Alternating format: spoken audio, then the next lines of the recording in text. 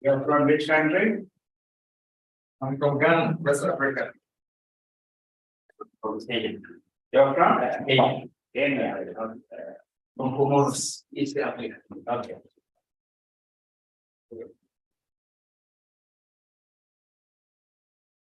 Now we will start the session. Healthy good morning to all of you. I am Dr. Shivam, Assistant Professor of Electronics Department, NITKKR, Co-Coordinator of the ATAL FDP, Hybrid Microgrid Opportunity and Challenges for Renewable Energy Resources. I heartily welcome Chief Guest of the Day, Patron of this event, Honorable Director Sir, Professor Ramana Reddy sir. Coordinator of this event, Professor Ratna Dahiya, Coordinator of a School of Renewable Energy and Efficiency, Professor in Electronics Department, NITKKR, and the faculty members and participants of the event. The primary objectives of the proposed FDP is to provide a national forum to the faculty and research scholars to share the basic knowledge with an objective of understanding the concepts, aspects of penetration of renewable energy sources and electrical vehicles with hybrid microgrid of integration. For this event, now I would like to present a brief about the Honorable Director Sir.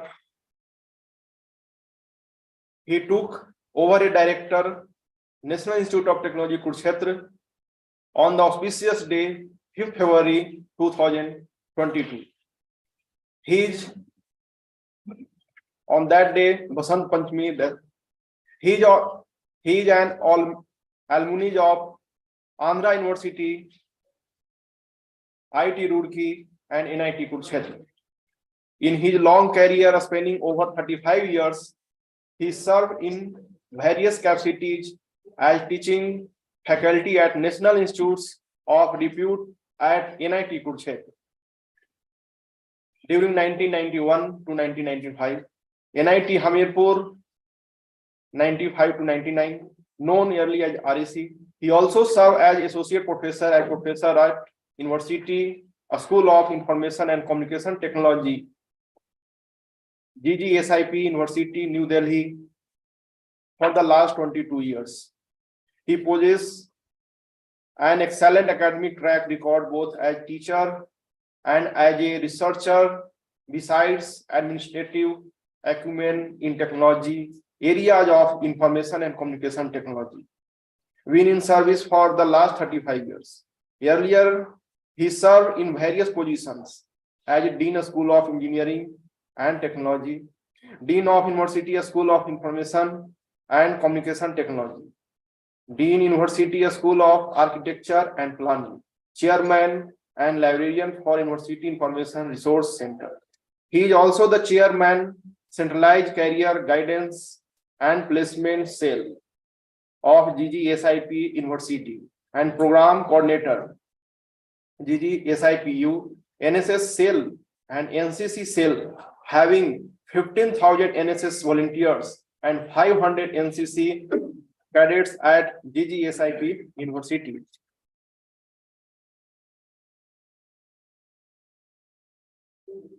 His current research interests include wireless communications, which include mobile, ad hoc, and sensor-based networks, computer communication networks, semiconductor and VLSI circuits, and microwave and optical communications.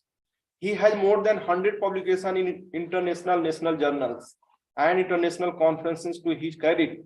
He produced more than 10 PhD and currently supervising 8 PhD scholars. Besides, he is a fellow of IET, IST, and member of other professional bodies such as IEEE, CSI, and ACMCAI. He is an active member in various committees constituted by EICT, UGC, NISC, TQIP, and NIC. He visited foreign universities situated in Singapore and China. He is currently actively participating in educational reforms and value-based education, in tune with national skills qualification framework, and contributed to vocational education in the country. He strongly believes in holistic development of and growth of next generation children and dreams of a society where each and every species living on earth lives harmoniously. Vasudev Kutumbakam. Further, he strongly believes in to see glitter in the eyes of his subjects as an award, reward, or recognition. His vision for NIT Kurukshetra, he is focused on implementing NEP 2020 at NIT Kurukshetra. He further wants to change the curriculum from outcome-based education model into value-based education model from coming academic session 2022-23. The intent is to transform NITKKR as Takshila of stayers and bringing back India as Vishwaguru and put NITKKR at the world map as a leading educational institute offering holistic personalities to the world and produce leaders from the NIT Kurukshetra. He have entered into 60th year of our existence and are upbeat in going for year-long celebration. Welcome, sir, for the session, please. Thank you. For inviting me for the concluding session of faculty development program, which is a 2-week-long program designed to teach the children about hybrid microgrids, opportunities and challenges, and taken care by the SREE, which is the School of Renewable Energy and Efficiency. It's a wonderful day today here at NIT Kurukshetra, a cold day for all of you, and hopefully you had a wonderful tea and some snack, right? So I also understand this being the concluding day, this session is followed by valedictory session. So you'll all be enlightened, enriched, and free from this 2-week-long program. However, as a part of the ATAL procedures, the ATAL incubation, or what you call a learning procedures, AICT has also had a format where some common subjects or subjects of interest should also be included into this, so it doesn't directly fit into your hybrid microgrid concepts. But then we need to be enriched and enlightened with the ideas of what the country is undergoing in terms of changes in the education policies or the implementation strategy as such, right? So we also have some participants from different countries who also must be having some kind of education policies at their end. And they also must be revisiting their education policies every now and then, just to make them understand and others also. We know that the new education policy for this country came in 2020, popularly known as National Education Policy 2020, because it came in 20th year, so we call it as NEP 2020. So is it that this is the first education policy for this country? No. We are independent from 1947, and we had more than 5 such educational reforms and education policies that have come. But this policy, which has come almost after 25 years. So in 1986, we had the policy given by the Congress government at that time. Some modifications have been done every now and then, but holistically, a new policy came in only in 2020. So that's how we are looking at our education reforms and so on and so forth. Now, historically, if you look at the Indian education system, even pre-independence days, if you talk about it, so we had a very rich culture and a rich, what we call as knowledge, which was open to the whole, not only to the Indian universities, but open to the world universities also. So such was the scenario that Indian education system used to be at the global level. Now, the problem with the Indian education system over the period is that we were subjugated to hardships, we were colonized, we were under foreign rule for almost, you can count on 1100 years. So we have been struggling every now and then. At times we had freedom, at times we were under foreign rule. We were under a rule of kings. We were partitioned, divided into many parts, the whole country. So if you look at the holistic education policy ever existed, it never existed prior to the independence. However, we do have certain spots where Indian education system was on top of the world. And we had wonderful universities in the name of Takshashila, Nalanda, and some other universities where scholars used to come from every part of the world to India for learning.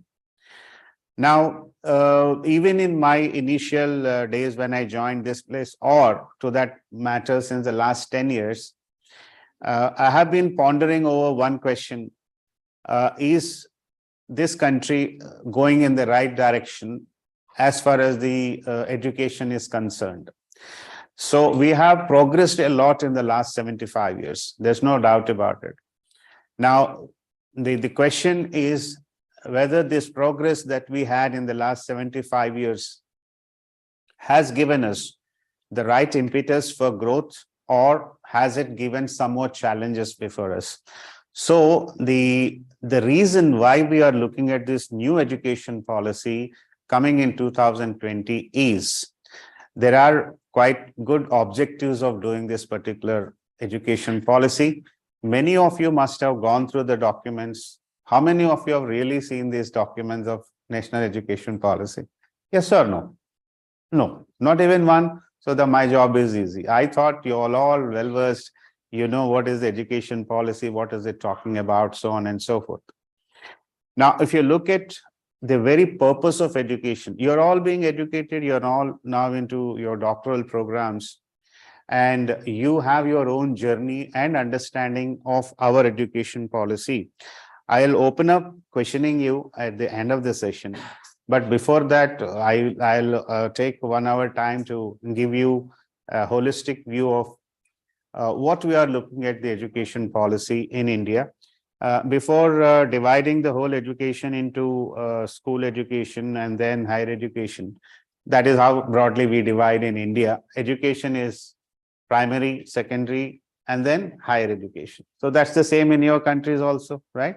So we are looking at reforms of completely the primary education, the secondary education, as well as the higher education. So it's not left key, we are only talking about higher education today.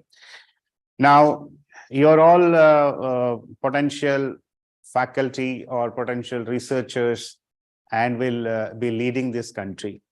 So do you have any idea about where to take this education and how to take care of the future generations?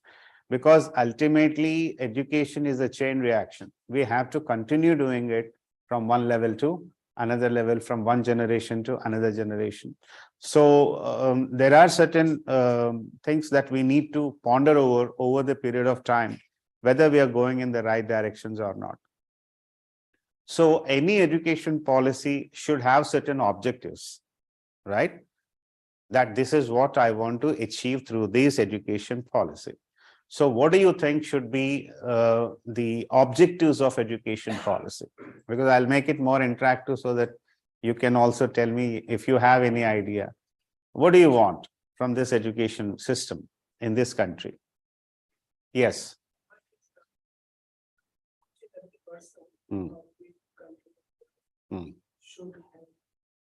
Should be educated. Okay, that's the first primary objective, that if a nation has to grow, we do know the importance of education, and the ideal situation would be to ensure 100% literacy. That makes it every child born in this country should be educated in the field of his or her own interest. So that is one of the, and that is not to be seen as a primary objective. It is the responsibility of the government, responsibility of the society to ensure that every child is educated. Okay, so I say I have educated all of the 100 children. Is that the case here, or are we looking at something more than that? Everybody is educated now. Is that okay? Enough? No. So what is the primary objective of this kind of education model? What do you want from this education model? Or any model for that matter? You want what? You need to provide resources to the child. This is what you're saying. So that again comes as a responsibility of the society and the governance to give those tools of learning. Is that the one you're saying? You can come here. Come here. I'm unable to see you. You are so tall boy. I can't see. Right. Sit here. Tell me. After education, the education will provide resources to live the people. Okay. You mean to say education empowers the nation and it will stimulate the growth of the nation. This is that you want to say? Okay, definitely yes. So the end result of any good education model is to empower the nation, progress of the nation in terms of what? How do you measure the growth of a nation? In terms of literacy rate. This is one thing we always say. And what are the other parameters that we look forward to when we say, yes, my country has got good education? What are the other parameters? Empowerment. Employability. Okay. So this is one thing we all don't forget when we talk about education in India, that everybody should get employed. Right? You don't want entrepreneurs. You don't want leaders. You only want jobs. So, education should lead to a scenario where I comfortably earn my bread for sustenance, and I should be able to contribute to the society in a way that everybody in this society lives happily. That's how the objectives or goals that we look forward to. Any other objective for education? Yes. Okay, so ultimately every education system should be in a position to look at the growth, prosperity, and should not lead to a situation where it creates lots of problems. There are existing problems we want to solve, but our education system should not create more problems. So this is another objective of any good education system. Do you see the education system of the world is able to do this? The third point, that it is not creating problem to Mother Earth, and it is not spoiling any resources, nor it is creating any pollution to the world, nor it is creating a divide in the society between haves and have-nots. So you find that our education system is also contributing to some more creation of new problems. That makes it our education is not the right education. So I'm using two words, education and Right education. Are we providing right education? Are we providing education? So the question is, again, a big question mark, whether our education policies are looking at this aspect or not. What are the parameters of growth that you evaluate? What are the parameters by which we evaluate our growth? Which again stems from the education policy, because a nation's growth is solely dependent on how you educate your people. That's the main focus every country has to see. You take example of any country in the world. Talk about the Netherlands. Netherlands is supposed to be the best country to live in. Why? You know why? No idea? Okay. So the crime rate is 0. There's no crime there. And everybody respects the other person. To your knowledge, Indian religious texts like Gita is taught in Netherlands. This is not true in India, but it is true in Netherlands. They teach them. 100% literacy, 100% job placements, 100% respect for each other. And you know, it is coined as the best nation as far as which parameter? Gross happiness index. Gross happiness index. So that is the best country in the world. Why it is the best country in the world? Does it have all the industries in that country? They don't have industries. Even if nature has a fury, 1 meter high it goes, the sea will engulf the whole country of Netherlands. You know, their economy depends on what mostly? They don't have lands, they don't have cultivable lands and so on and so forth. But by and large, in any country, we measure the growth in terms of GDP, gross domestic product. So now the question is whether this concept of GDP being the important parameter or the only parameter for growth is correct or wrong. So that means our goalpost somewhere is going wrong, is only measuring GDP. So do we need GDP? Yes, I need, because that is one of the parameters for my growth. But is it the sole thing that I have to look forward to? If that be so, whatever problems you are seeing today, like for example, pollution, right? Global warming. And if you count on all these things and evaluate on terms of GDP, we owe a lot of money to Mother Earth, because you will be needing double that money to solve the problems of Mother Earth if you want to bring back the same environmental situation. What will happen if you don't do it? Okay, we will not do anything. We will go like this only. You have seen in 2019 what happened. You have seen what happened in 2020. Now again you are listening to 2023. We are also going to witness another pandemic. Why do we get into these situations? Because we as a global human community, we did not know how to educate our children. So there is a great need to sensitize every one of us that we are inheriting Mother Earth, and hence we have a global role to play. And everyone, if I ask you and if I ask anybody, they'll say, I have not done anything wrong for Mother Earth. But as a whole, we all did it. Why? Because this department, we talk about renewable energy sources. Why are we talking about renewable energy sources now? Why not 100 years back? Why not 200 years back? Why not 1,000 years back? Because we have exploited all the resources of Mother Earth in terms of coal, in terms of fossil fuels, in terms of what else? What else did you start using it? Trying to energize.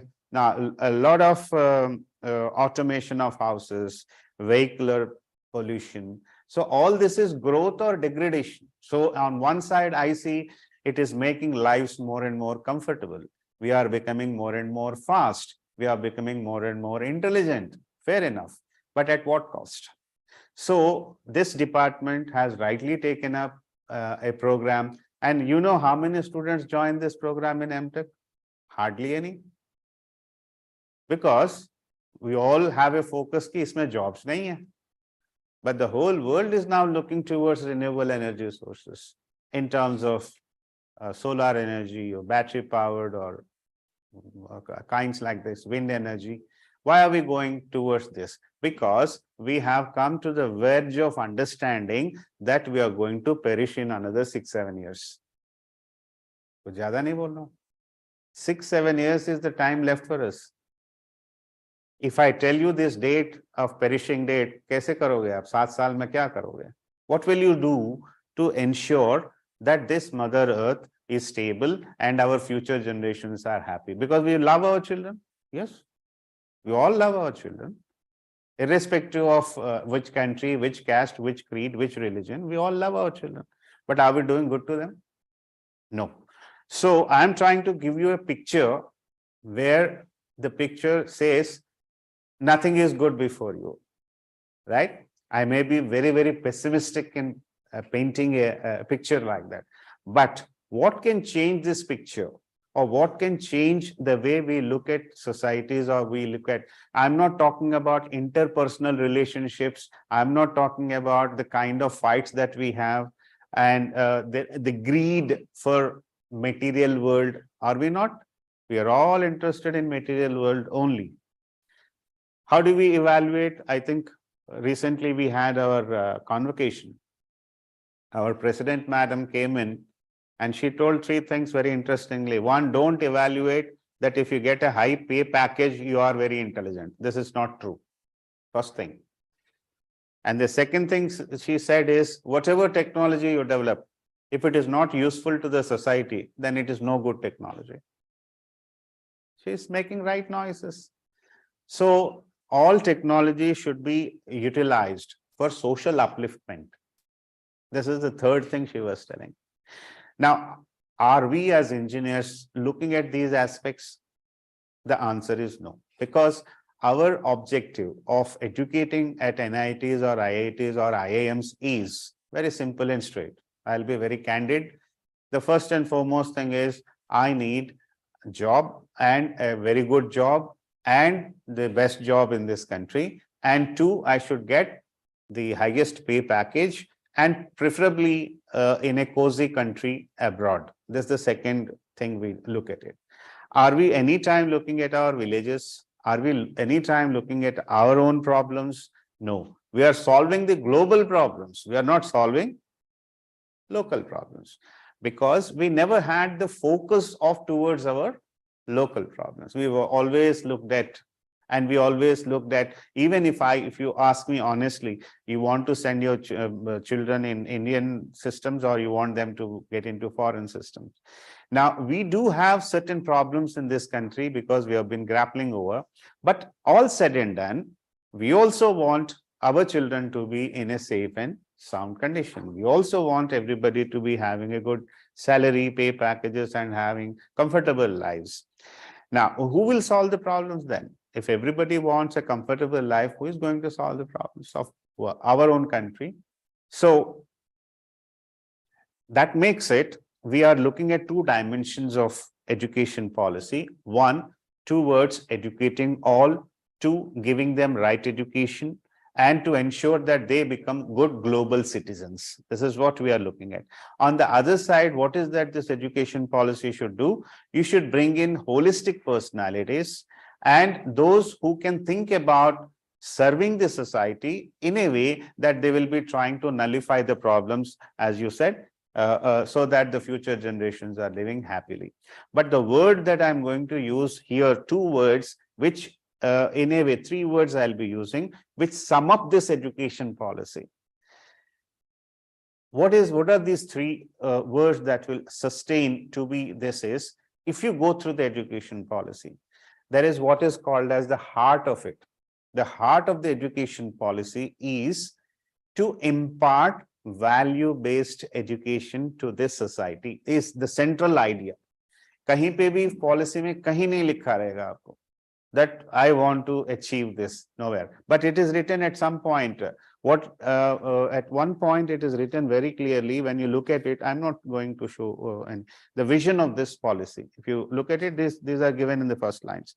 An education system rooted in Indian ethos. Again, there is something which is added here, is that we have a very strong belief that Indian education over centuries has been given this kind of education to their children, which we lost in the whole process, and we want to revive that particular education policy. What is that education policy? The education that is taught in the universities like Takshashila. That is the education policy we are talking about. What is that education policy which was given in Takshashila, which is not given here? And I'll give you that division also, so that you will understand where we are missing the bus and what is that we have to do it. So the first bus we are missing is that Takshashila offered value-based education system. That's the first thing. And the second very important thing that is written there is that it's not written here, but I'm trying to tell you. It says develop holistic personalities. That's the second important aspect of education policy. Are you a holistic personality? What do you mean by a holistic personality? Is our Indian education system offering those ingredients which will make you a holistic personality? Is the second thing that we have to look into. The third important aspect which reflects on all NITs and IITs is, are we developing sustainable technologies? This is the third very important thing. So if you say that I am giving a value-based education system, if you say I am developing holistic personalities, if you say that I am developing sustainable technologies, I promise you that is the essence of this education policy. So this is what we are looking at. Now, what is it that we have to look at this in a primary education? What technology are going to teach in primary education? You will have a different question set. However, everything leads to that holistic outcome when we say, if my education system starts from this point. Now, even today, we did not achieve 100% literacy rate. Have we? No. So what happened to the society? We have divided the society into educated and semi-educated and uneducated people. Now, when you look at it, if you look at the job scenario, you're asking about jobs, right? So in Indian system, you know how many people are getting educated? I mean, these are statistical figures. What percentage of Indian children are getting educated? It can change for an African country, or it can change from some other country. Our country, we are talking about our education policy. We'll have to look into these numbers. So as of now, what is the percentage of education that we are giving to the students? What is the dropout rate in this country, school dropout rate, if you look at it? How many are really going into the higher education? And finally, how many are getting into job scenario, right? Or a class 1 kind of a scenario. So if you look at this, I understood our education system is, we have been struggling, we have been grappling with so many problems. Slow and steadily, we are trying to reach a certain level of understanding. We have reached 75 years of our independence, and we have reasonably come up with growth parameters as we see in the world. And today we are counted as one of the good economies in the world, as far as the GDP and other processes are concerned. But we have so many problems in this. Now, you have heard about SDG, Sustainable Developmental Goals, 17, right? Have you read through all the 1 to 17? What do they talk about? Developed by UN and UN organs. They have given this list of 17 SDG rules. What is the first one? No idea? I appeal to all of you that these are the things at this stage you should understand, because you're not kids. You're not in a school-going class where you need to be sensitized on these things. These are national issues, and we are talking about national issues, and you have come to a PhD level of learning. Who will understand better than you? So I think you should all see these documents. I thought almost 70 to 80% of whoever is listening to me knows about it. But it is sad that we are not really into it. We should be into such understanding, right? Okay, so when you look at and count on the problems that we have in the society, how do we solve this problem? How do I educate all of them? What should be done? The first thing is I'll have to create that infrastructure to get all the children educated. You know how many children out of 100, let's say take the case of 100 children produced in this country. I asked you one question, how many are getting educated? Let's say primary education, how many of them are getting educated? And some number, आप बोल सकते हैं ना 50%, 60%, 70%, you can say the number. कितना होगा आज के date में? 20? 70%? Good. I'll make you the Prime Minister of this country. Because we have not achieved that level of education. By 2035, the document says we will reach 50% of gross enrollment ratio. 2035. What will we achieve? 50% of gross enrollment ratio. So you are putting it as 70 as of now is a good number, which even after 15 years, we are not even thinking of getting into it. So even now, our infrastructure, our things have not gone to that level that we'll be able to give 100%, but our goal should be 100%. So obviously that is one very important aspect. Now, you have seen so many things in this country, what is happening, the crime rate, you have seen? I can give you statistical information. Child trafficking, pornography, drug abuse, and orphans. You look into the social indexes wherever we are looking into. Is it all a fallout of education or is it something else? If I give education to all, do you see these things happening?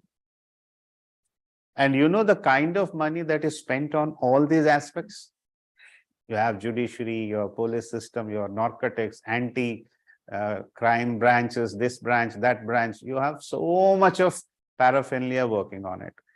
And you know the cost is a huge cost for a nation. If you are looking at this, अच्छे काम भी और भी कर सकते हैं ना, यही काम रह गया हमारे लिए. So policing, controlling, taking care, traffic, and you know in India we have almost 1.5 lakh people dying every year because of road accidents.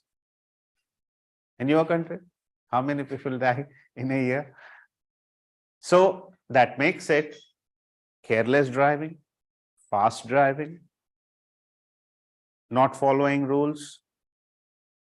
When does this happen in a society that I don't follow rules? When does it happen that I'm unruly? When does it happen that I don't care for rules? It happens only in a place where we have no good education. As simple as that. So everything boils down to, again, this discussion that we are making, that education is the root cause for ills of any society or the root cause for growth of any society. So it's for us to decide, what do we want? We want everybody to be educated. So when we say, I used the last word, Vasudeva Kutumbakam, what does it mean? It means the whole globe is one, the whole humanity is one. I don't see color, creed, caste, and other things. Everybody should be happily living on earth, because we always believed in the Indian system. Mother Earth gives everything for everybody, but not for their greed, for their needs.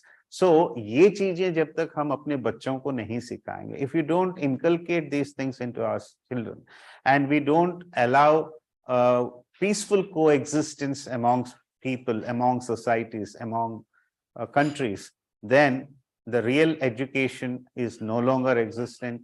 And what we are doing is heading from one problem to another problem, one disaster to another disaster. And those are all listed in SDG 17. पहला वाला क्या है उसमें SDG 17 में, दूसरा क्या है, तीसरा क्या है, आप सुनेंगे तो हैरान हो जाएंगे. The first one is talking about poverty, right? The second one is talking about hunger. The third one is talking about health and well-beingness of people. The fourth one is talking about education. Similarly, you will have what is happening on global front in undersea, over the air. All of them are issues before you. So if you look at these 17, 1/3 of the world is starving. 1/3 of inhabitants of the earth are starving. They don't have education. They don't have nutrition. So if that be the scenario, only 2/3 are having. Now, tomorrow, what is the war that is going to play? Water wars. Water is going to become scarce. So you're going to fight for water. Even today, you buy a water for almost 20 rupees to 180 rupees or 200 rupees a bottle. So air is being now floated as the next commodity to be purchased. You're going to have cylinders. Your children will have cylinders. And tomorrow your wife will be shouting at the child, why did you run so fast? You have exhausted all the oxygen. So things will happen like that. The cylinder has got limited oxygen. So you're running, you breathe faster, you take more oxygen. Your mother will scold you. Why did you run so fast? Your oxygen levels have gone down. You must have died by now. So the concerns become much more intense. The world we are living in becomes much more unreliable. You never know what is going to happen the next moment. So is the case with your corona. So until and unless we appreciate, I'm trying to not to tell you what are the features of education policy now. I'm only sensitizing since the last half an hour, 40 minutes. What are the issues that will happen if you don't have the right education? Objectives can be perfect, but are we really working out towards solutions to those problems? Or still we are comfortable living in NIT Jones, enjoying our day, having a 3-time meal, going to classes, just looking at कि 2 paper यार मेरे हो जाएं, बस मेरे PhD हो जाएगी, फिर मेरी नौकरी लग जाएगी, फिर छोकरी मिलेगी. I mean, these are the ways we are looking at things. Our limited thinking, our limited scope of working. So this is what we are doing. And do you think a world will be a much more interesting place to live in? I don't think so. So that's the reason this education policy has been conceived. And since the last 10 years, I have been working on to this policy also. And many people in this country, intellectuals, have worked on it. And it has been brought into place. Now, the next level of problem is we understand the policy, we will know the definitions, we will know everything. Fine. What about the implementation? Because implementation is something which is more important than the policy itself. So I concentrated on the implementation portion rather than looking at what is there in this particular thing and what are the things that I'm going to look at it. I'll just give you in bullets what are the objectives and how it has been framed and what is that we want out of it. And then the implementation comes into picture. So abhi aapko kya samjha raha tha? Problems, right? Now there is one small section which talks about the problems that are galore. So many problems of looking at this particular thing. What are the major problems? They have listed it. I'll read out, understand whether it is true or not. If you are looking at the major problems faced by the current higher education, I'm not talking about the primary education, that's not in our scope. Now, they are looking at different things. Now, you have seen NIT, IITs, IIMs, universities. Universities also affiliating universities and standalone universities, universities which are focusing on research, somebody focusing on something else. You have so many issues. So now that is what is treated as the first problem, as a severely fragmented higher education ecosystem. So they are looking at that every university is focused on something only and forgetting about others. There is no holistic way of looking at things. So that's the first problem they were looking at. Less emphasis on the development of cognitive skills and learning outcomes. Rote learning, theoretical work, incremental work in research. किसी ने कुछ किया, उसको थोड़ा सा 19 का 20 कर दिया, मेरा पेपर छप गया. Kind of a thing. So that real outcome-based work or output-based work or value-based work is not there in our education system. A rigid separation of disciplines. Renewable energy क्यों popular नहीं है आज के date में? Because it neither belongs to civil nor belongs to mechanical nor belongs to electronics nor computer science. It belongs to, which is now we call it as multidisciplinary approach. So renewable energy tab jaake panpega, aage badhega when we say it is a multidisciplinary approach program, and we will create jobs here also. Then you will be looking at it. Otherwise, you will not be looking at it. So highly rigid separation of disciplines. Yehi hum pehle se karte hain. Civil engineering doesn't know anything about mechanical, or he is not interested in learning anything about mechanical, or for that matter, in electronics. The real problem, you know what it is. You may be a PhD holder in electrical, but you do not know what a fuse is. You do not know how to operate your own electrical appliance. You will call that diploma boy to solve it for yourselves. So our education is not really the education that we need for the day, but it's only giving a degree. So we are all becoming a degree churning universities and colleges, not the real intent. So, and then a rigid separation of disciplines with early specializations and streaming of students into narrow areas of study. PhD matlab the narrowest possible thing, right? Then the fourth one. Okay, limited access, particularly in socially, economically disadvantaged areas in which few HEIs that teach even in local languages. They are even worried about that. So highly truncated. Many of them, I gave you one thing. How many percentage of people go into higher education? आपने दिया नहीं मुझे picture. 70 बोला था? नहीं, 70 नहीं बोला. Higher education, huh? 25%, 10%, okay, 5%. Very, very pessimistic. Anything else? 5, 15, 20, 25, right? But nobody has gone beyond 25. So that makes it, you all and I all know, at least 75% children are not going into higher education. Is it clear? But the real answer is 11%. Only 11% children go to higher education. And people like you are so lucky to be doing a PhD or an MTech or a BTech and fly abroad, so on and so forth. So this kind of education is not given to 88% of our children.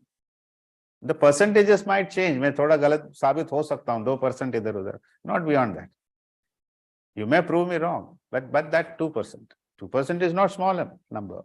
But then 88% is a big number, right? So that's another thing. And then inadequate mechanism for merit-based career management and progression of faculty and institutional leaders.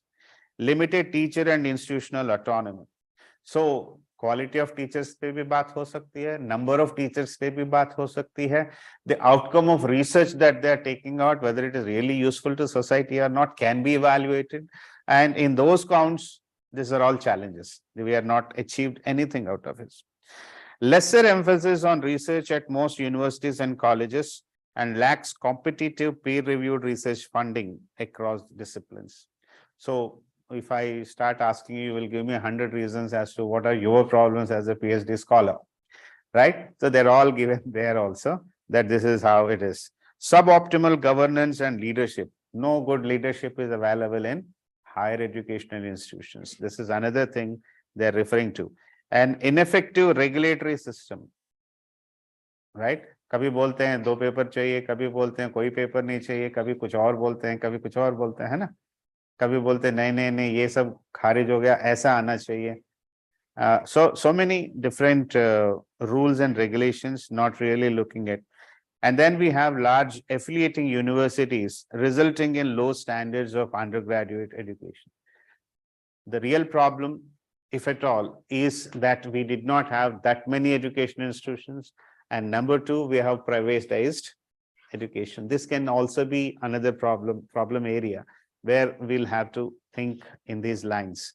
So what are the solutions to this, which the education policy talks about? It talks about a holistic change in the way we teach the children, and there are prescriptions given in for primary education and prescriptions given for higher education, so that if you formulate these, if you work on to these ideas, by 2030, you will be achieving certain objectives, is what the whole education policy document talks about, right? So if you are allowing me, then we'll have to look at only the higher education because we are interested in the higher education. So what are the issues that we need to address when we look at this aspects is, what is that we have to do is, I'm giving a gist of it, which is given on the slides also. The same thing will be rolled everywhere. Moving from multidisciplinary universities and colleges with more higher educational institutions across India that offer medium of instruction in local or Indian languages. See, when I said education system has to, like you take the case of Germany, they teach in their own language, whether it is a primary education, secondary education, or higher education. What do you do in your country? You in English? Acha, not in your local language?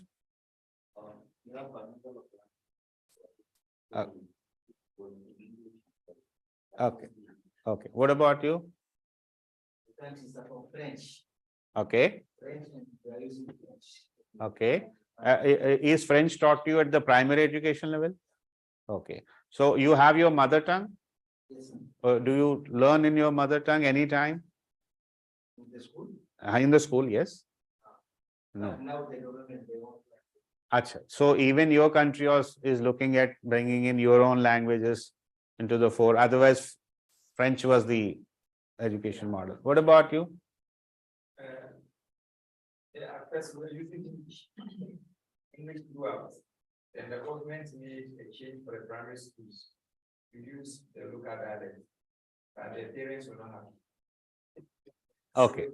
They moved their children from the government schools to the private school, but they don't want them to speak the language. Okay. Ultimately, your mother tongue is not being given as an education model. So in India, we are trying to do it. But then in India, we have several challenges. We have so many languages. And there is no common language which binds the country. So we fight each other with different languages and we want to do it. But at the national level, we also follow higher education by and large in English only. We don't have any other option. But as far as the primary education or secondary education is concerned, we still have two medium of instructions, the local medium of instruction as well as English as the medium of instruction. But if you honestly ask me, most of our citizens prefer their children to be educated in an English medium setup rather than in a local medium. So that's a fact. And when they come to higher education, certain children, they face the problems of changing from the local dialect or local languages to English. They have a lot of problems in studies. But the country is believing and is looking forward to that we can develop our languages and we can also offer higher education in our local languages is what the bigger goal is for our education policy. And then moving towards more multidisciplinary undergraduate education, one example is before you, BTech I'm going to bring in 7 BTech programs. You have 7 BTech programs in this campus. I'm bringing in another 7 BTech programs. Now, these 7 BTech programs which I'm offering, they will all be multidisciplinary in approach. They will not be standalone in approach. Like, for example, today, can you divide a computer science student and a mechanical student or an electrical student in terms of using of ICT as a tool? You can't, because everybody needs programming, everybody needs to automate their things, like you're going to have autonomous cars. Do you think you can create an autonomous car by just having a mechanical engineer? Not possible. You need an electronics engineer, a communication engineer, a computer scientist to build that particular unit for you. You're talking about green buildings, right? Can a civil engineer build a green building for me? What do you mean by green building? Is it that it is painted green all around? No. What is a green building? A green building is one which is zero carbon emission. So what should we do to build a building with zero carbon emission? What should I do? You will have to look at renewable energy resources, right? Let's say I take the example of a building in a village. किससे बनाओगे? Steel, cement, इससे बनाओगे? या किससे बनाओगे? Is steel, cement is going to be something which is renewable? No. So what should I do now? So our thinking has to change. Now let me tell you one small hint. The thinking which I am talking about is the Indian knowledge thinking. Indian technologies, if you go and look at it through your scriptures, you will find all of them to be sustainable technologies. They don't pollute Mother Earth. This is a very big thing we need. We missed the bus. We are forgetting our own technologies. And we are running towards those technologies which create pollution, which create a lot of problems. And again, the time has come, we'll have to revisit our own technologies. And then we'll have to again see whether why our villages are sustainable, why our villages don't pollute anything, why our villages are renewable energy resources. Why? Because there is no waste there. You go to any village, there is no waste. We are creating a concrete waste. We are creating a silicon waste. We are creating all those nonsense, but they have not created anything. So that makes it, we have to again revisit our Indian knowledge and see, can we produce, can we develop such technologies which are sustainable and can be integrated to our education model, what we are doing, and can we find solutions to the problems of the society at large? This is how I am looking at it as a roadmap or a goal for NIT Kurukshetra. So what am I doing? I think I have got that time now. I'll tell you what I have done so far as the education policy is concerned. Before I do that, let me tell you what are the other things which we are looking at. A revamping of your curriculum, pedagogy, assessment, and student support. This is something which is very pathetic. On live, I'm telling you all these things. I should not say all that, but this is what it is. Our evaluation systems have to change. Our method of teaching, learning has to change. The pedagogy should change. You should inculcate that curiosity, that creative mind should not be snubbed. Our education models will snub all of them. Rote learning is what we want. Vomiting what you have remembered is what is more important than what is to be learned and the outcome of it. Research is not the real research. It is all theoretical research or incremental work. So that doesn't work. Okay, then, okay. So other things are administrative things that I should not make this statement. Majority of the directors of HEIs are not the people to be sitting there. But it is somewhere, some things are true, that the percentage is not on the higher side. It has to be good people, strong people, hardworking people, intelligent people should sit there and they should drive the systems. So, okay, so these are all administrative issues. So what are the other issues that we need to look at is the broad outlines that they have envisioned for higher education is institutional restructuring and consolidation, meaning thereby they want every university should be self-sufficient in terms of giving or offering courses. Like for example, NITs क्या offer करते हैं? Civil, mechanical, electrical, electronics. 60 साल से यही कर रहा हूँ मैं. इससे आगे बढ़ा ही नहीं मैं. ज़्यादा से ज़्यादा कंप्यूटर साइंस लेके आ गया या IT लेके आ गया. इससे आगे बढ़े ही नहीं हम लोग. But the real intent of this particular education model should be multidisciplinary approach. That means a mechanical engineer should be able to appreciate the problems of a medical fraternity and try to solve their problems. ऐसा नहीं होता है Germany में, होता है. They find solutions to their problems, they bring their problems to their table and they give solutions to them. So you look at the biomedical industry now. So without going to them, without understanding their problems, how will you develop new things? So NITs also should be spaces where you try different disciplines, not just that engineering component. Bring in arts, bring in sciences, bring in medical or other sciences or architecture for that matter into your fold. And then green buildings cannot be built without a good architecture. planning without a proper good structural engineer or so on and so forth. So we need to experiment now in terms of bringing in a multidimensional or multidiscipline approach and change the institutional thought process. Compartmentalized thought should be changed.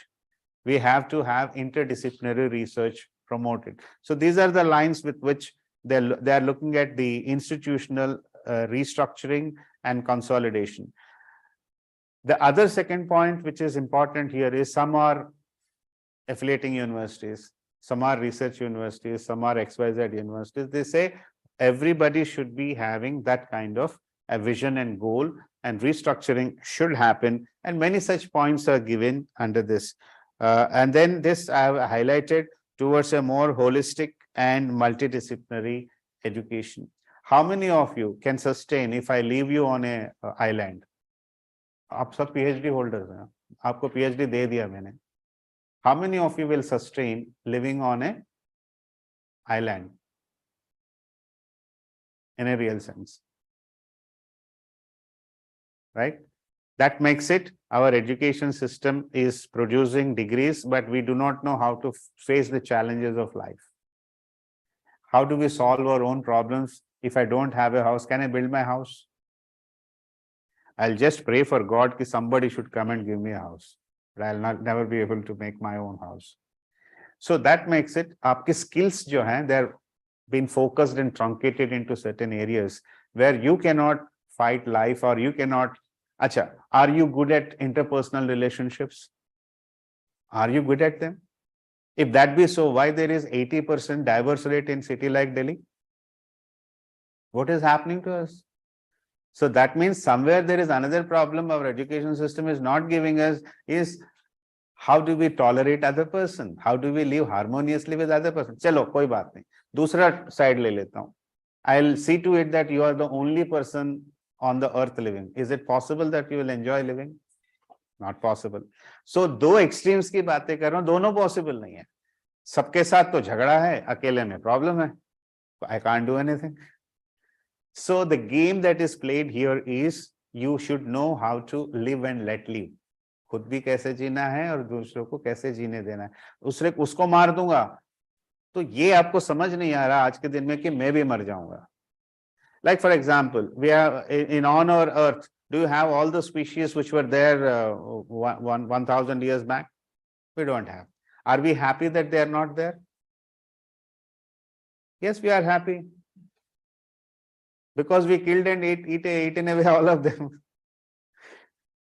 But the real problem is the ecosystem that works. If you remove certain of them, you're not going to live any longer. And this fact is not known to, and our education system doesn't teach, except in the natural science life cycle सिखाते हैं. बस वहीं पे है, end है, the end है वहाँ पे. Class 5 में या 6 में एक बार बता दिया लाइफ साइकिल ऐसा होता है भाई, बस खत्म. उसके बाद किस किस को खाना है वो शुरू हो गए हम लोग. We are eating away everything on earth. You know the most cruel animal on earth? A human being. Nobody else. And the other problem is he's an educated brute. Education should give you more openness, more understanding, which is not given in our education system. That makes it, our holistic education system is zero. We are not giving them right education. इसलिए इन्होंने क्या बोला education policy में, man making learning लेके आई है. Bring in those components of live and let live, good values, virtues. This we call it as value-based education model. This exactly is what I am trying to bring to NIT system.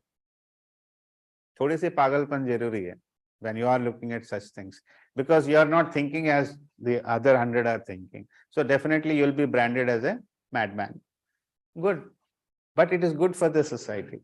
Even if you treat me as a madman, no problems. So that's what I'm trying to bring into this system, trying to change. We have changed the first year curriculum.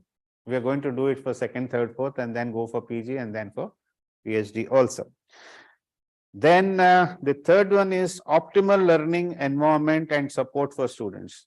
Jabardasti, my son keeps asking me in class 7, he was asking me, who decides the scheme and syllabus for me? कितने बुद्धिजीवी लोग हैं जो 50-60 साल के हो गए, उन्होंने बनाया। बेवकूफ लोग को ये नहीं पता कि मुझे वैरायटी भी चाहिए, बास्केट भी चाहिए। Why are you giving me only the straight jacketed thing? Who on the hell has decided that कि मैं आर्ट्स ही पढ़ूंगा, अभी 10th में ये ले लूंगा तो उसके बाद चेंज नहीं कर सकता? Why is it the system is so straight jacketed? So you want to open up that particular model into baskets of subjects where I can choose my own basket and start reading. यही हम BTech में करने जा रहे हैं, आपको baskets open करेंगे where a mechanical student can do a 16 credit course of computer science also. He can start learning those components. It's not only rest for that, you have open electives and various methods that can be given. So 70% will be your core. उसके बाद आप music learn करना चाहें या dance सीखना चाहें, वो भी क्रेडिट्स में आ जाएंगे. So that kind of basketing and opening up of subjects which really takes you to a multidisciplinary approach, which is not straight-jacketed, is what this envisions, which is a component of optimal learning environment. सारे points नहीं discuss कर रहा हूँ ताकि और बहुत सारा time चाहिए होगा. Then internationalization of education. Such children, more and more children should come to your country and start learning from here. What will you teach them? Only technology doesn't work. Teach them your values, teach them your ethos, teach them your ways of living, so that they will learn more and more things from you also, and maybe replicate some good practices from this country into their country. Why teach only technology? So this is how the whole look out for internationalization of education. When we say internationalization of education, there should be some common thread, and which doesn't stop us to teach in English or any common language that we prefer to, but others can come in and go into that. And not only that, the framework should be such that students from any country can join you and then leave back to their own countries. So that kind of flexibility has to be given to the children. I'll give you one example. When I was with that university in Delhi, there were so many foreign students coming. So there was no entrance test for foreign students. Now, some people came from Iraq and so many places. They did not have their education in English. Suddenly, they are put into +1 in every subject in English. You know, it's a cruel joke. Do you think they'll qualify even one subject? They'll not. You have given admission for no good reason. You have wasted their time. So that thing should not happen, that you know I have very good English, so you teach in English only. For them who don't know English, and they came in because they wanted to have a higher degree, there is no education model there. So that's a cruel joke on them. You should look into all those aspects before you do it. Now, students' activities and participation. I did a lot of things in this particular NIT to look into these aspects. It's not only education, it also should look into the other aspects of education, which again leads to holistic personalities, as well as increasing their hostel facilities and other facilities. Like, for example, you are interested in music, your parents have put a lot of pressure on you, you are here. You have to do MTech, you have to do PhD because parents want it. But at the same time, if I can offer you a small window where you can even explore doing my music and give some time to it without disturbing your own curriculum, is a good thing to happen. Ab aap bolenge there are clubs and so many things that they are there, but that encouragement is not there because it is co-curricular activity. No importance given to it.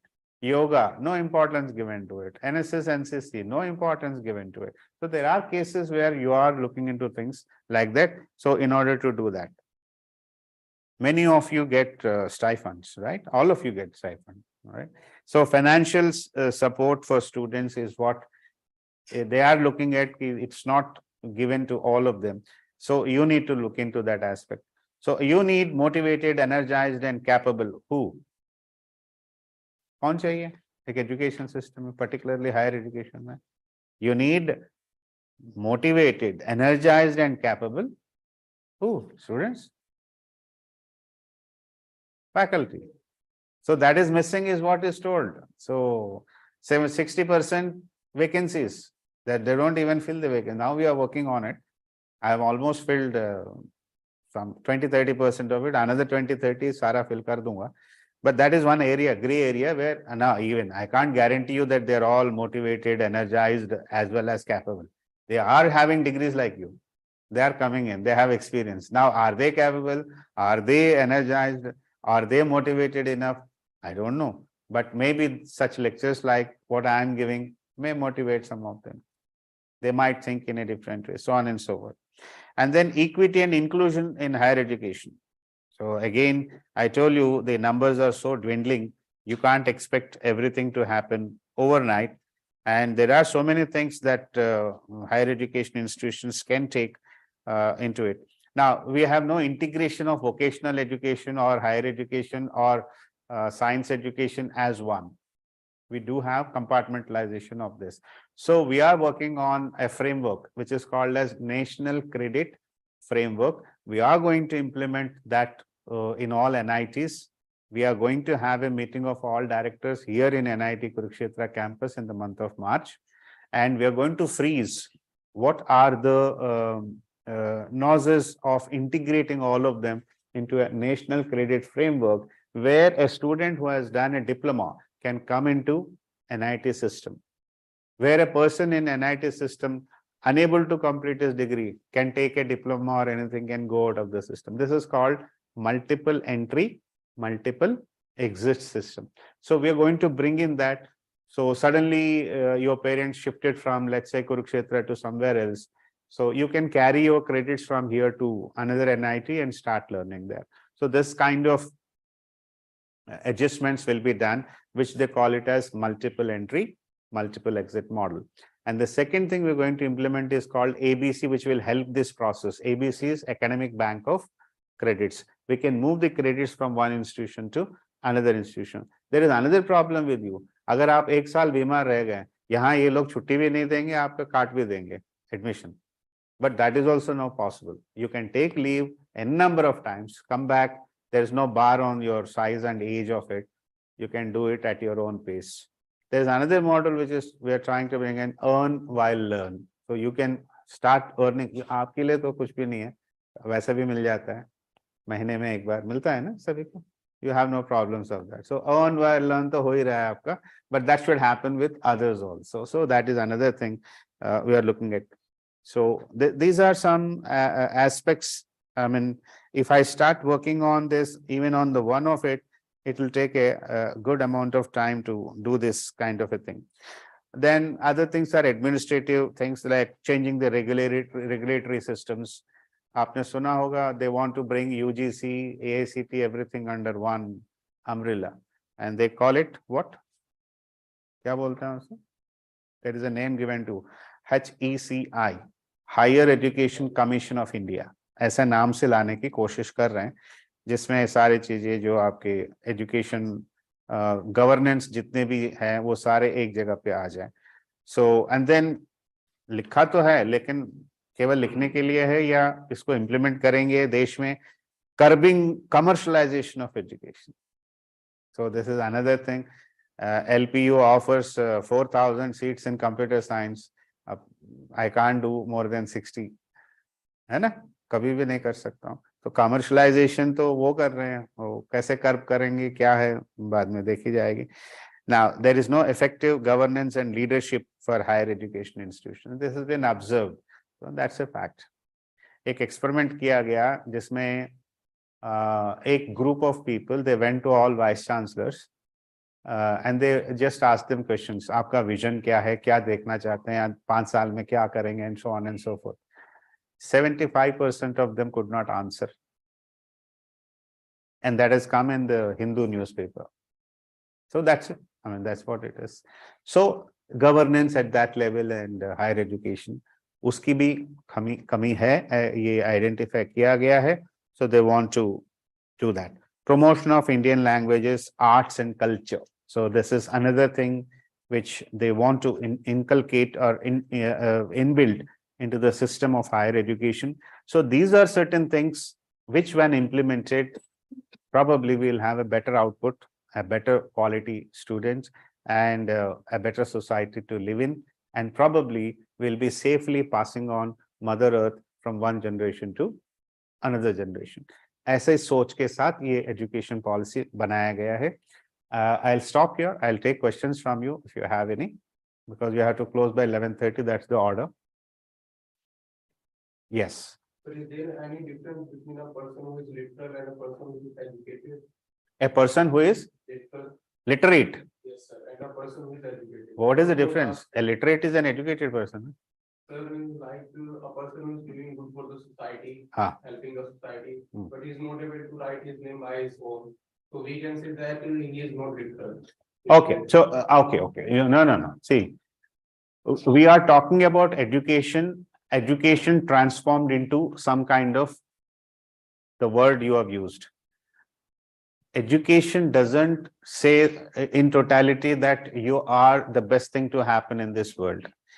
Holistic personalities with, I told you, value-based education. Value-based jab tak nahi hoga, if so many things I have been telling you, let's say, I have been telling you, if I don't practice any of these things which I am telling you, then I am not a good educated person. I am only a politician. I could at best be somebody who just preaches but not practices. He can be a politician, he can be a godman, he can be anybody. So that is not real education. Real education should come from within, and the education that I get to transform me as a holistic personality is what is important today. Today, whoever I am here is not because of my technical education alone. It is by the primary education. It is by the education given by my parents, by my teachers at that age, the values they have inculcated into me. They are all shaping my destiny. It's not just this thing that is shaping my destiny. Do you think a person who doesn't know Hindi can survive in a place where he doesn't know Hindi? It all depends on your built up and how you are brought up, rather than what you have been taught per se. So that's what I said. If I leave you at some place, will you be able to survive? That life skills one should have. And whatever I am speaking, it should not be just for scholarly saying that I know many things. It doesn't work. Is my saying something is translated into something or not? Is more important than my saying in itself. Otherwise, there are many wonderful leaders who are audaciously say many things. They don't do anything. But that doesn't mean that they are the best people to happen. So, wisdom, you are talking about wisdom. Education should lead to wisdom. Wisdom will always talk about positive things and do good things for others, and they will never harm anybody. So education in a right sense have to be transformed to that. That's what I said. Aaj ka education model jo hai, it is called as outcome-based education. I am positioning myself in NITKKR. I will offer value-based education. I am not talking only about output-based. What is the difference between value-based education and outcome-based education is technology which is not sustainable versus technology which is sustainable. The one which doesn't harm the society. My words should not create problems for others. He should not get abused. He should not get into depressive mode. He should not get into suicidal mode. That's not the right education. अच्छे teachers का मतलब ये नहीं कि सभी को डांटना है. Not necessarily. You can even transform them even with a smile you can change. You don't need to fight. So how do you deliver, and with what intent you are delivering, and how much to deliver? It's not that कि कल जाके तुम 100 page पढ़ के आ जाओ. No, that's not the way you're going to treat with your children. So there are many things that you need to look into when you transform it from an outcome-based education to a value-based education. It all depends on the teacher. Even if I write board that I am giving value-based education, it doesn't work. It has to be coming from within. And that will come when once the leader believes and he advocates the same thing. So it percolates down to the last one. So sadly, 3 साल से education policy लागू हो रहा है, आपको कुछ भी नहीं पता है. Maybe you never thought it is important for you, but it is very, very important even for you. Maybe you don't become teachers also, but you are parents. But again, you will say the same thing, beta नहीं ये course नहीं करना, यही करना है तुम्हें. Music क्या होता है? You as a parent is going to snub your child. So educate yourselves also is more important when you come talk about next generation, not only teachers, everybody else. Right? Second question.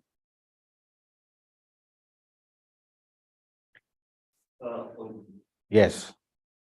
Probably, would want to know from you what practical steps are you taking? थोड़ा अभी सुनिएगा, मेरे को ना आवाज नहीं आ रही है. हाँ. हाँ, no, you keep speaking. I only told him, in case there is a problem, you repeat and tell me. That's it. हाँ. Want to know about the practical steps that you undertake in terms of the quality of graduates that you release into the job market. Because sometimes you find there is a mismatch between, when a student leaves the university, they leave with a lot of their economy. But then there is what the industry requires in terms of the economy. So if there is some mismatch, like this graduate has to be retrained again to go into the market, yet this was what he studied for, but it doesn't teach the right skills. Right. Now, the question you have asked, if I am not wrong, is, are we industry ready? Whatever we're teaching here, are we industry ready? This is a question you're asking, right? There are 1 million industries in the world, right? Let's say, are we preparing you for every industry? No. We are not preparing for every industry. That is the reason the engineering disciplines have been truncated into electrical, electronics, computer science, and so on and so forth. What was the intent in that is, okay, you specialize in this particular area because there's a lot of information to be given to you. But at the same time, as I poked the other children, that you should be having a knowledge about everything, but you need not be master of everything.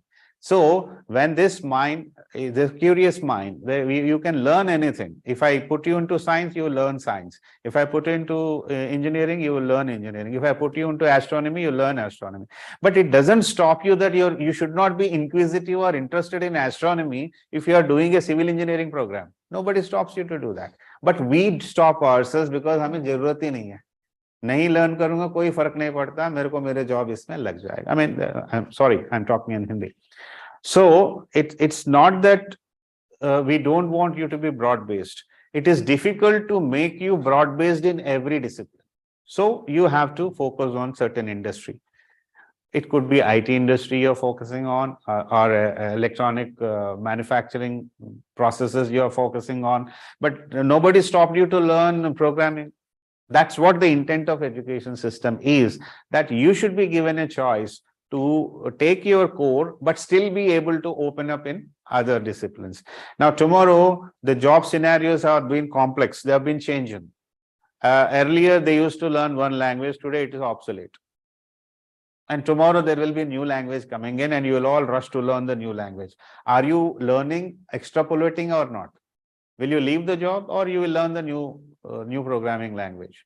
Obviously, you will learn the new programming language because you have to sustain. So that's how the whole world moves. And understand one thing, all learning is through what we know. The human mind works like that. I know something, I'll learn a new thing by what I learned from the old thing. It is not that this is wiped out. So in an engineering curriculum, we try to make it as much broad-based as possible so that you are employable to that particular segment of industry. Even there are problems. Like, for example, industry says, you are not teaching Python. I need everybody in Python, right? Now, it's not only restricted to computer science. Now, even a mechanical student is asking, I want Python subject. Even a civil wants Python subject.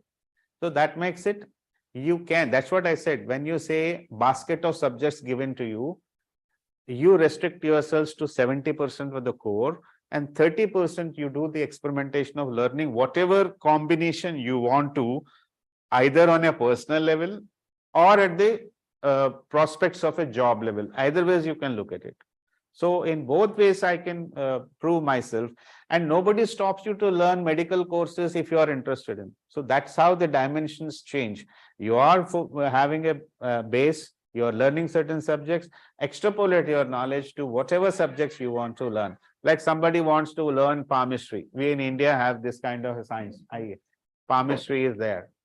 Astronomy is there. There's so many sciences that are available in Indian system which are not explored, which are treated as something, no scientific evidence, hence I will not accept it.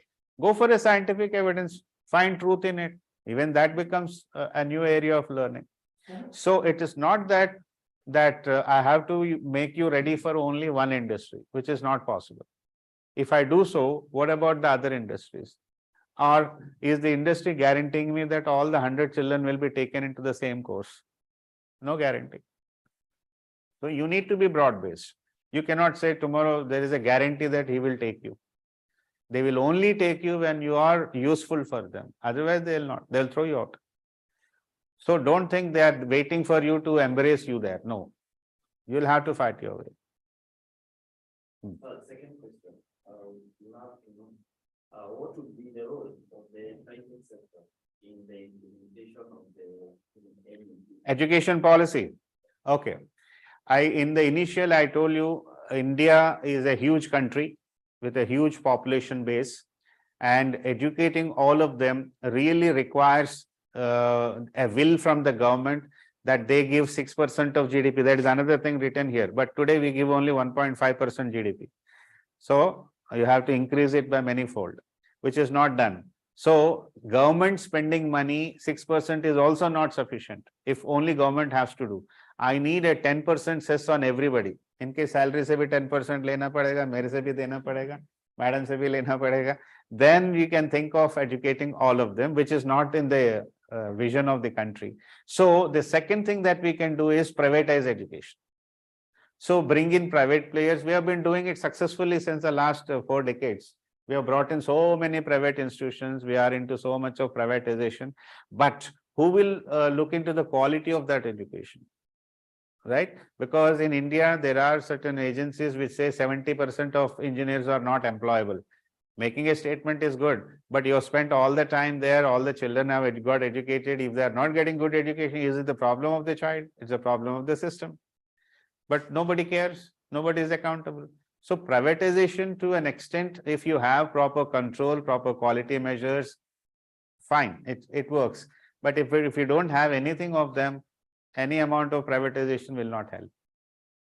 But ideally, yes, you need privatization and support, because a huge country like India cannot support its education model, or the country has no will to do it. Otherwise, 100% gross enrollment ratio, we can make it tomorrow. अगर हमारे अंदर वो बात है तो I'm going live, sir, all live. ऐसे बात पे बोलने नहीं चाहिए ना, आप रोक लो ना मुझे. Third question. Yes. Two questions. My first question is, you were talking about access to education. I want to ask you, based on this revision in the policy, do you think that the way admissions are made into certain colleges and universities is actually depriving people of education? Because like NITs want high IQ students. Do you think it's a way of driving people of education? Because we don't give equal access to everybody. And then secondly, I read in an article that it's like India is selling heights.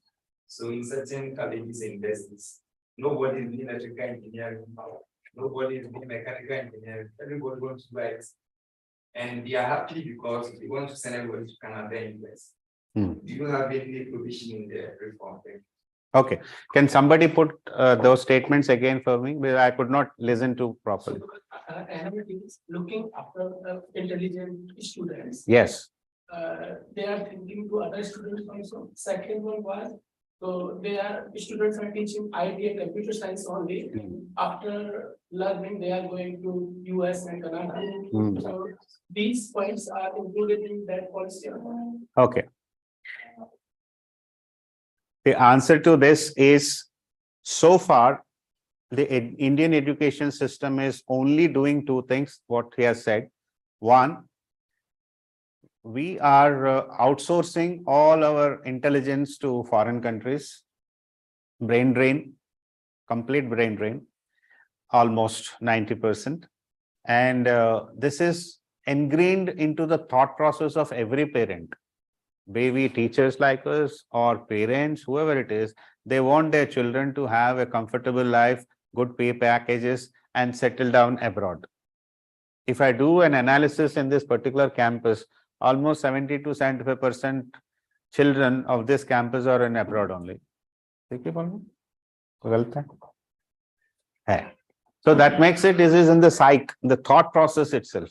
Now, when this is happening, and this is happening with the best brains of the country, because we do a lot of elimination. We have a lot of entrance tests, a lot of process. We eliminate every child and we bring in the best brains into the system, called NITs and IITs. So the others are deprived. 60% of my GDP of education is spent on higher education. So I'm spending more money on my intelligent children and training them and sending them abroad. Now, the second point you said is everybody is into computer science and IT fields. Research across the world happens with such areas only where they can make out more money. Research is all about that. So wherever you find like vaccine, a lot of money will be pumped into research and they need best brains of India or any other part of the world to work for them. So they will give them good pay packages, take them here and find a new vaccine and sell it to the world. So GDP based economy, we are all into that. So whoever is making quick money, whoever wants to make, like for example, why so much of emphasis on IT and IT related industry?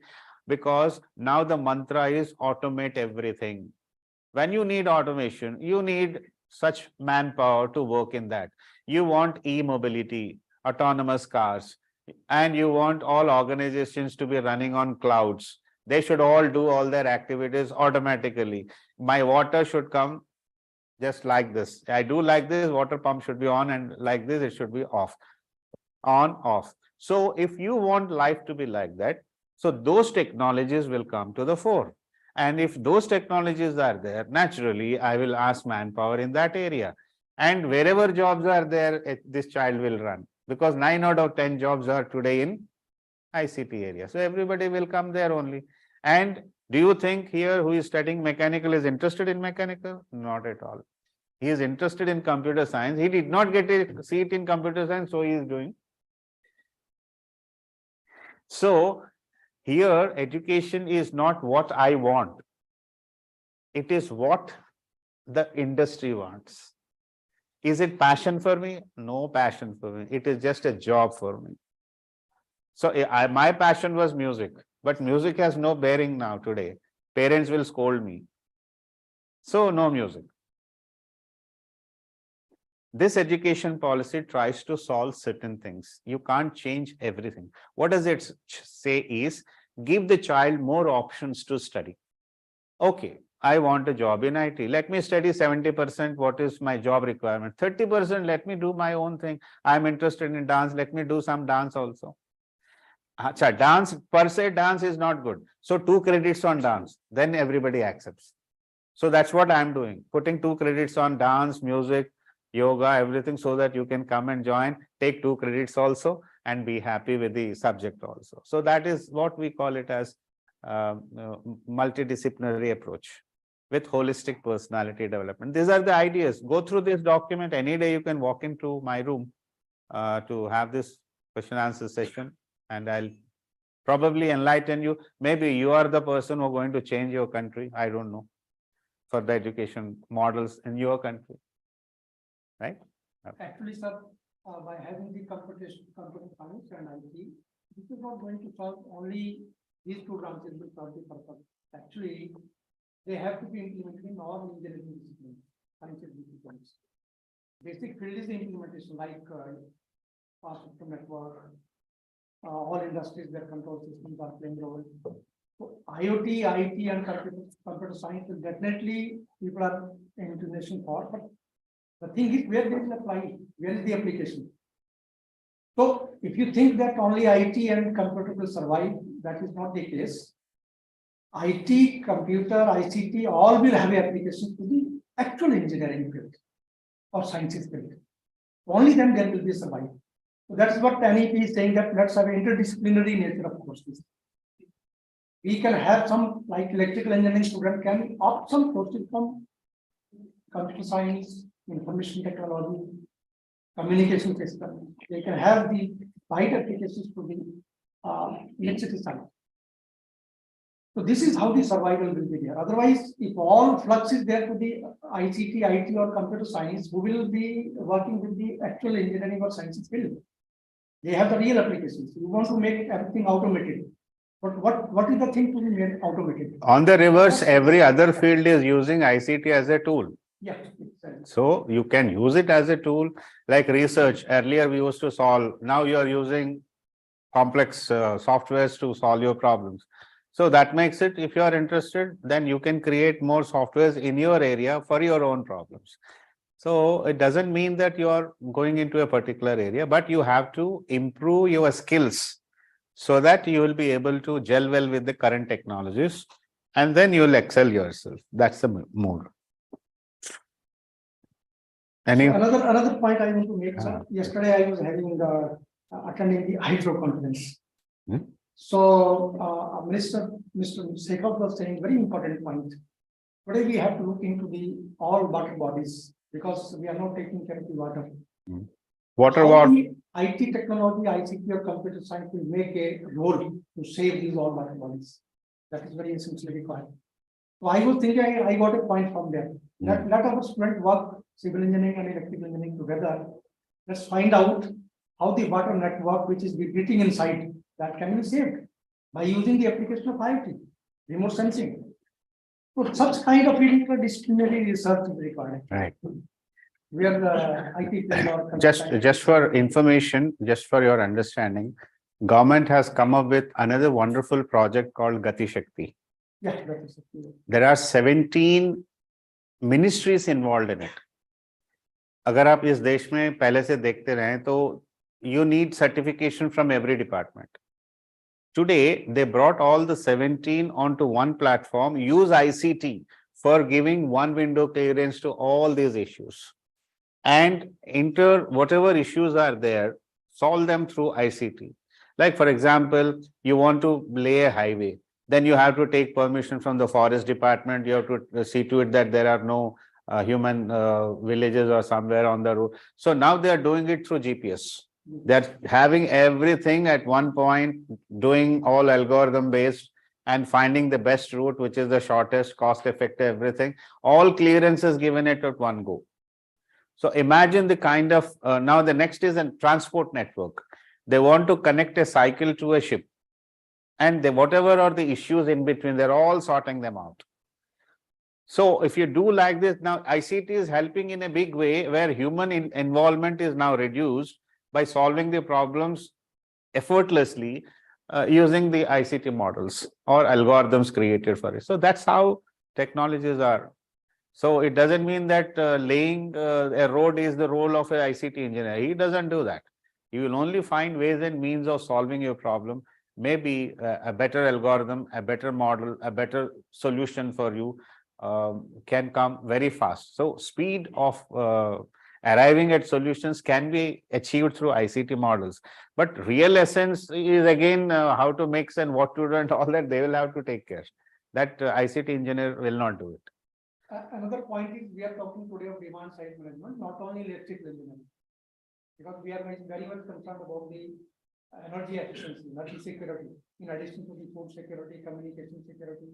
Another important issue has come, that is cyber security.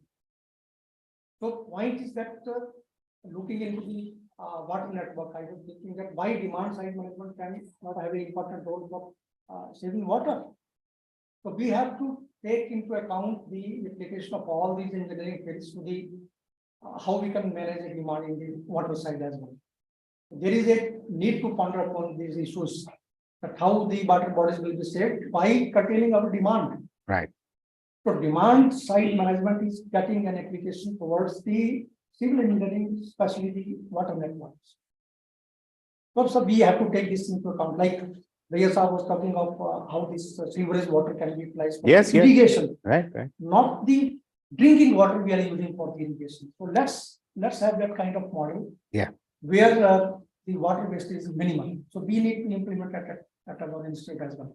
I was thinking to have collaborative students from civil department Let's make a model for demand side control of network, waste management. So the same thing on your minor major projects, go for interdisciplinary work. Look at the society, what are the problems, come back to the table and find solutions to it. See, I do agree with this, sir. Everybody is interested for IT or computer, but why? Because it has a lot of job opportunities. and that is true. One point. That is true. Another point is that IT and computer definitely all engineering students, all science students, they need to learn. Because it is a very important tool without which we can't survive. So that is why we are bringing that minor Yeah. degrees. So in that context, these new educational policies have given a wide sphere for you to have your option and skills to develop in other disciplines as well. Not only you are very good in civil engineering, but you should be very good in IT also, in computer science also, so that you can apply that to your requirements in the different disciplines. So in that context, I think new educational policy needs to be considered in all aspects, especially the interdisciplinary research in the institutions. So that's how they sum up is, any last question? In which manner NIT is implementing this new education policy? Okay, Because each and everyone is now talking about the education policy entry and exit. right. Okay. In which steps? Okay. As far as NIT Kurukshetra is concerned, we have revised our first year curriculum. And in the first year itself, we are focusing on the holistic personality development. That I can't do it in the final year. It has to be done in the first year. So what do you do with a holistic personality development is like you talk about physical well-beingness. So we are not giving any importance to the physical well-beingness. We are taking it for granted because at this age, you don't really see any importance given to it. So we have introduced yoga. We have introduced certain elements of NSS, NCC, sports, onboarding them as credits, not just saying that you do it. Then we are onboarding certain other elements that we talk about our Indian knowledge system. So we are introducing a paper on IKS, Indian knowledge system, Vedic mathematics, introduction to Gita as another paper. So we have given 3 Indian languages, 3 foreign languages are given. So 12 audit courses are given in the first year. And apart from that, as I told you, NSS, yoga, sports, and clubs, they are clubbed into one unit. So each one will be given importance. So you choose your audit course, go for it, and then earn credits also and enjoy it. So this is about personality development in the first year.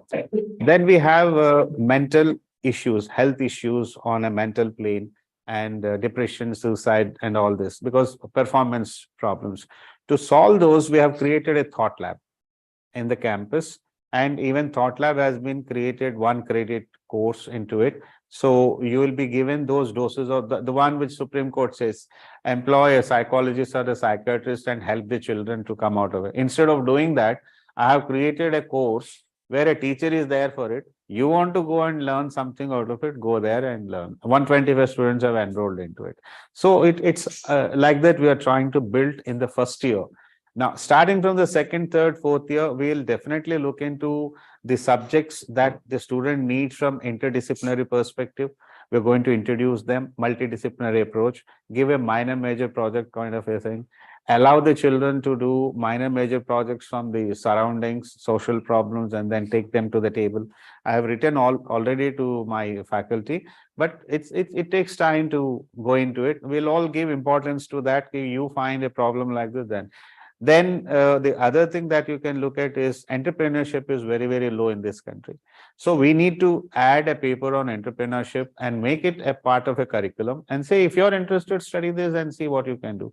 Similarly, major project combinations will bring in incubation, we'll do incubation centers, ATAL incubation center, we're going to bring in.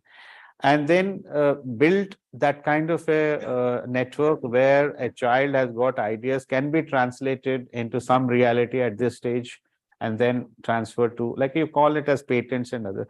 So this is another big area where we need to work on. So your MTech projects or PhD work or your minor major projects should be aligned towards some society problems. As rightly said, ideas are there, problems are there, solutions are to be found out. Now, every solution will give you a GDP output, then that's the best thing.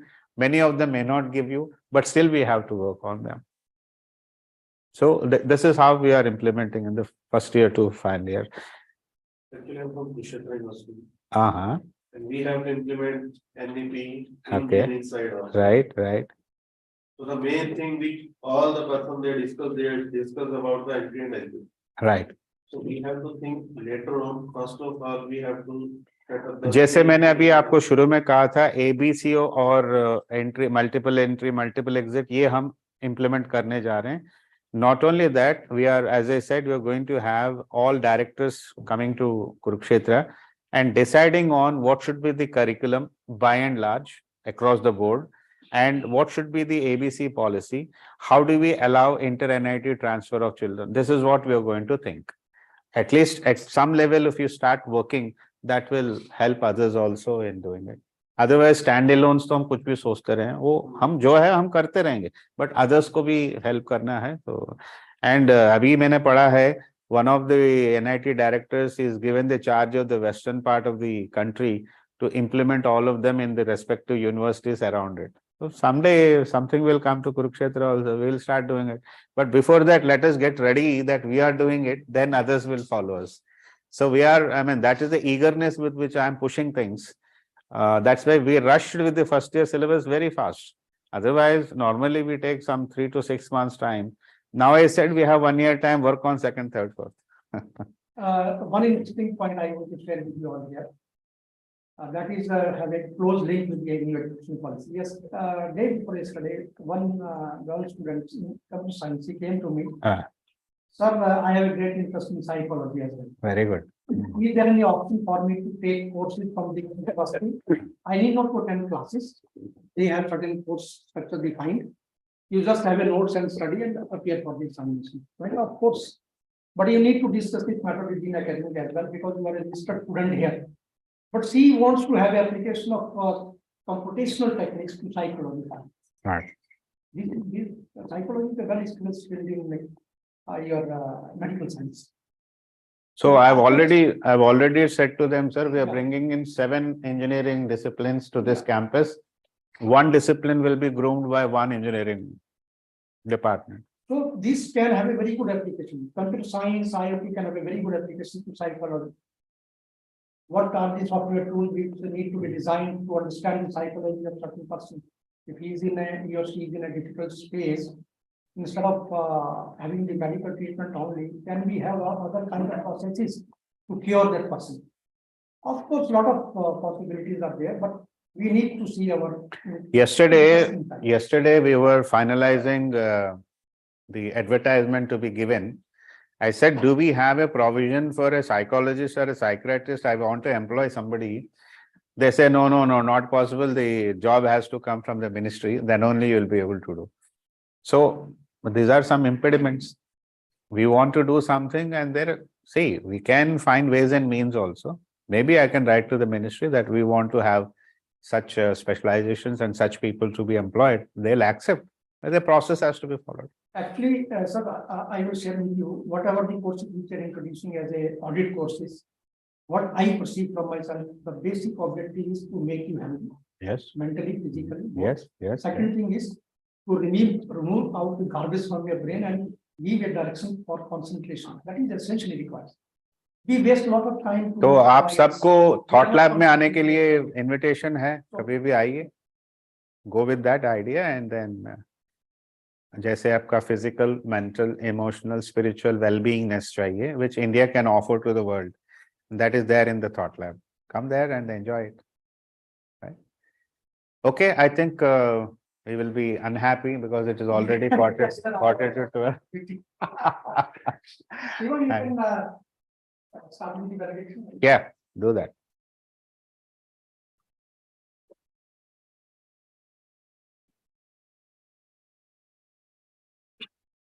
Thank you, sir. Thank you, sir. So this session is going to conclude by the essential points, which are not only for this FDP, also for our curriculum or the future. So thank you, sir, once again, and thank you for all participants. So after this session, next session for validity of the program. Okay, thank you.